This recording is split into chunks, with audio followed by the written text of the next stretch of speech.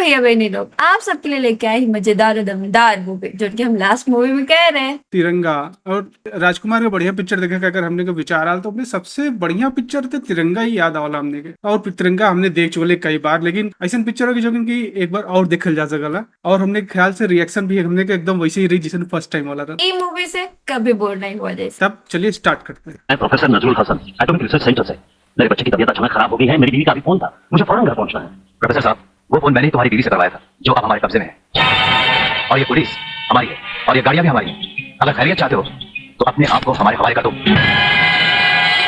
हमारे देश की मिसाइल टेक्नोलॉजी के 3 सबसे बड़े वैज्ञानिकों का दिन दहाड़े अपहरण हो जाना हमारे देश की सुरक्षा के लिए बहुत बड़ा खतरा है और हमारे लिए एक चुनौती। मिसाइल तो बना सकता हूँ, लेकिन उसके फ्यूज टेक्नोलॉजी के बारे में मुझे जानकारी नहीं है। कौन जानता है उसके बारे में? प्रोफेसर खुराना। तुम मिसाइल्स बनाने का काम शुरू कर दो।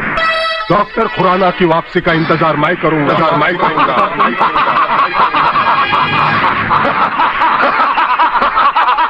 शक्ति कपूर थोड़ी ना भाई, गेंडा स्वामी का नाम नहीं पता, लेकिन कल ही बचपन में हमने की सबसे बड़ा विलेन यही रहा। कर देते हैं 2-3 महीने में पूरे हिंदुस्तान में नए हथियारों का हंगामा। डॉक्टर, प्रॉब्लम है सर, प्रिया जी तो प्रताप चौहान, उसके होते हुए हमारा कोई भी काम मुमकिन नहीं। मेरे जीते जी पहले ना का कोई भी काम होना इम्पॉसिबल है। घर इतना खुशहाल से भरा हुआ, इनका मरना देते हैं। पहले ए कैप्टन, ए मेरे पहले। Good morning daddy. Good morning sir. ये भी तरीका बेटे, ऐसी पढ़ाई हमारे साथ कोई तो कभी नहीं की। गुरीलाल पहले हर पिक्चर में खबरी डाल रहा है और अंत में मरू जा। और ऐसी आशा की जा रही है कि उसकी कार आज ठीक 12 बजे की सीमा में प्रवेश करेगी। इसी के साथ आज के समाचार समाप्त हुए। नमस्कार। आ गया से साइलेंस बजने लगा। वागले सर, अपनी जान की कुछ तो परवाह किया करो। आप इन्हें तो सिखाए सब ट्रेनिंग कॉलेज में। आप जैसा एक जिंदा रहेगा, हमारे जैसे हजारों तैयार होते रहेंगे। और आपके सिवा मेरा है कौन इस दुनिया में? हेलमेट लगा के घोड़ा चला था क्या? गेंडा स्वामी स्वयं आके इतना बड़ा गुंडा हो गया, खुद आवतन मारे। क्या फायदा, क्या गुंडा बनेगा रे तू?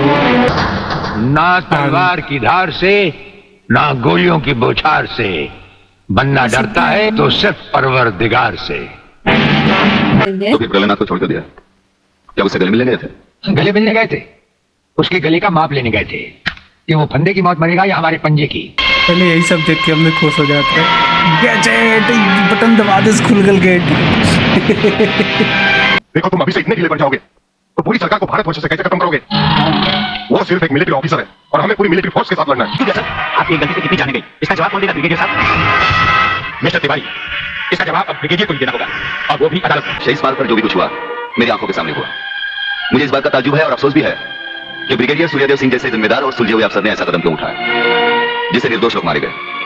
इस हत्याकांड के जिम्मेदार ब्रिगेडियर सूर्यदेव सिंह ही हैं। गवाहों के बयानों को मद्देनजर रखते हुए यह अदालत इस नतीजे पर पहुंची है कि शहीद स्मारक पर बेगुनाहों पर पुलिस ने गोली ब्रिगेडियर सूर्यदेव सिंह के कहने पर चलाई।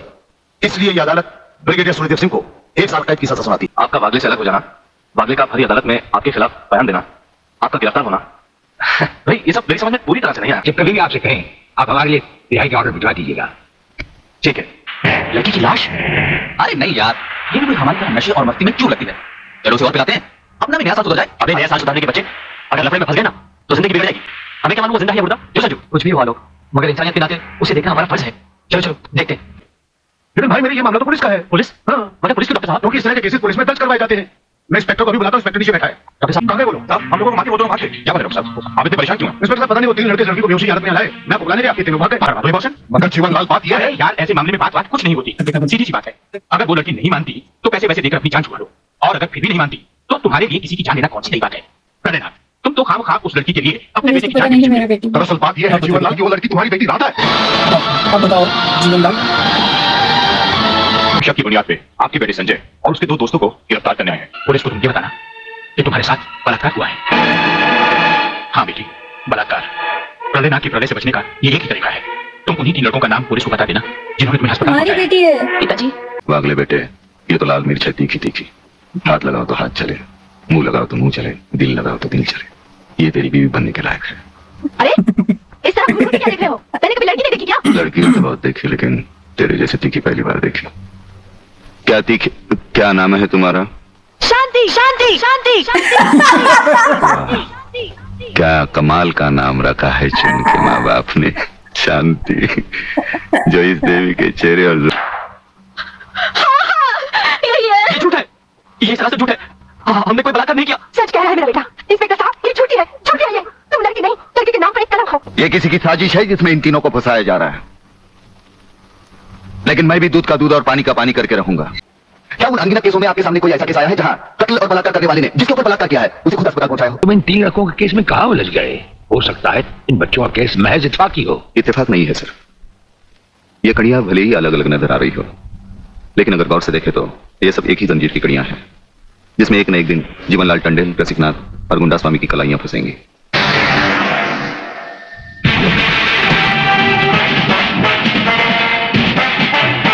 कुछ ही देर पहले तुम जेल की कोठरी में बंद थे, फिर वहां से निकले कैसे? और अपने ये कपड़े पहनकर यहाँ किसके हुक्म से आए? हम अपने हुक्म के खुद मालिक हैं। हम अपने हुक्म से ही अंदर आए थे और अपने हुक्म से बाहर चले जाएंगे, तुमसे अच्छी तरह मिल लेने के बाद। तुम्हें अच्छी तरह मालूम होना चाहिए कि तुम किसके सामने बैठे हो। हमें मालूम है, इसीलिए तो जूते तुम्हारे मुंह के सामने रखे हैं। ड्राइवर, गाड़ी को फौरन किसी गटर के ढक्कन पर खड़ा करो, इसमें बम लगाया जा चुका है। अरे अभी तो तुम टीवी पे हो, ऐसे कैसे कर दिया? हेलो, ज्यादा आंखें फाड़ कर हमारा न्यूज देखोगे तो जल्दी अंधे हो जाओगे। ये समाचार देखने का नहीं, पैगाम सुनने का वक्त है।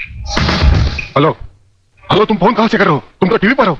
हम टीवी पर भी हैं और हमारे घर पर भी।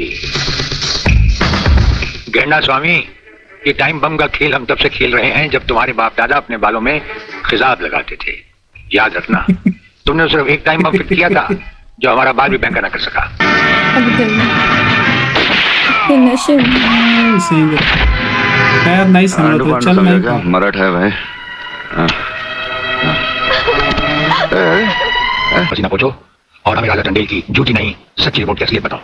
झूठी रिपोर्ट? हाँ, जो रिश्वत लेकर तुमने बनाई और एक मामूली सी प्रेगनेंसी को एक खौफनाक रेप का केस बनाकर संजय उसके दोनों साथियों को हवालात पे पहुंचा। मैं अदालत के सामने कबूल करता हूं कि मैं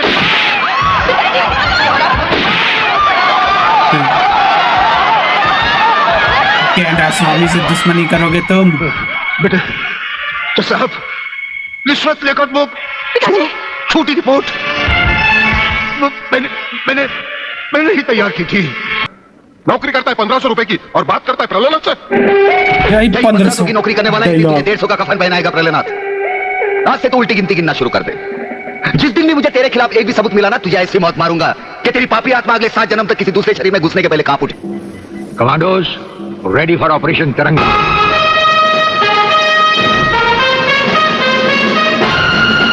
देखना चाहते हो तो देखो।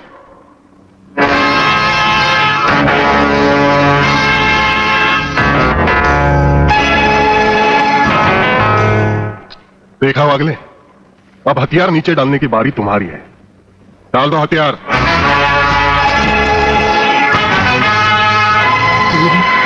इधर आर्मी वाले तो कमांडो पहले ही हथियार रख देन, बॉस बोल दो नहीं करन की रखो, बिना बॉस के ऑर्डर के ही रख दो। हथियार नीचे डाल दो। एक ही बटन दबाऊंगा, सबको राख कर दूंगा। खबरदार, मैं साथ लाया हूं, वो देखो। इकर हथवा बस बानल वो कर बस पकड़े वैसे कि नहीं? यही कौन सा बांधा है? देखो एक दूसरे को ऐसे ज्वाइन करके पकड़ा हुआ है। इसका ये इकर बानल बस रस्सी ऐसे पकड़ के खड़ा।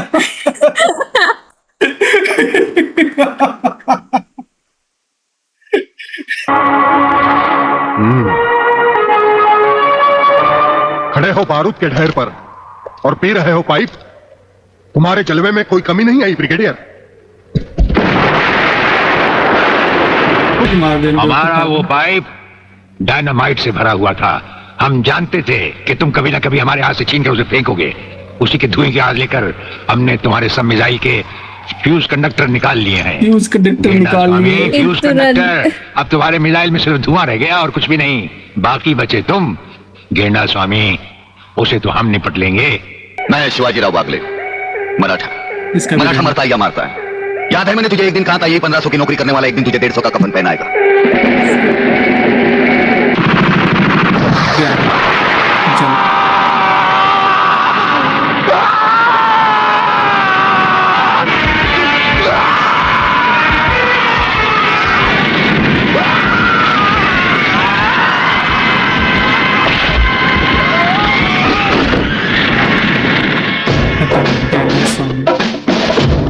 तो भैया खत्म हो पिक्चर तिरंगा, और क्या विचार बता रहे के देखने के बाद? बढ़िया मस्त तिरंगा मूवी अच्छे है, मैं कुछ कहे के बात नहीं बा क्योंकि वो में है राजकुमार मतलब बढ़िया था भैया, लेकिन हमें एक चीज और समझ में आलो उसमें कि ये मतलब बच्चन बदे बनावल पिक्चर है, ये कोई ऐसा पिक्चर नहीं है जो कि बड़ा हुआ के बाद कोई क्लासिक पिक्चर सोच के देखा कि यार चल आज देखा हमने। हाँ मैं कि कुछ हाँ, तो वो टाइम के पिक्चर के हिसाब से, और जैसे बहुत सारी चीज जैसे वहाँ जो टाइम पे टेररिस्ट हुए, वहाँ टाइम पे इतनी थिंकिंग ही लोगन करत रहा और वही हिसाब से बना भी नहीं, और आतंकी जो बनाया लोग हिंदू बनाया, हिंदू बनाए ना कोई- उस समय बहुत ही हिंदू हो रहा। और ओकर कोई मोटिव भी नहीं दिखाया कि वो आखिर काहे देश पे करे चाहत हुआ अटैक या हमला, कोई नहीं, बस रीजन वो नहीं, करे बस चाहत हो। वो करना चाहता है सही बात तो बिना किसी रीजन का बस करो जो करना और है। मतलब जिसे लग रहा है कि बहुत आराम से लिख देन, और वो टाइम पे एक्चुअली ये सब पिक्चर बहुत चलबो करे। राजकुमार डायलॉग नो डाउट जबरदस्त, Nana Patekar dialogue no doubt जबरदस्त, उस टाइप के उस समय का डायलॉग जो कि आज भी लोग सुनल लेना, आज भी हमने खुद करी ला होके। लेकिन यार मूवी में अब जब बस बड़ा हुआ के बाद ना, बचपन में हमें बहुत मजा आल देख के पिक्चर, और लेकिन अब जब हम देखी ला ना, दिमाग थोड़ा सा डेवलप हो के बाद ये सब कमी नजर आने लगल। ओके ओके, मतलब इग्नोर करे बड़ा मुश्किल हो जाला। लेकिन डायलॉग हाँ, बेस्ट डायलॉग मस्त रहा, राजकुमार डायलॉग देख के तो मजा ही आ गया। अब ये पिक्चर होगा समाप्त।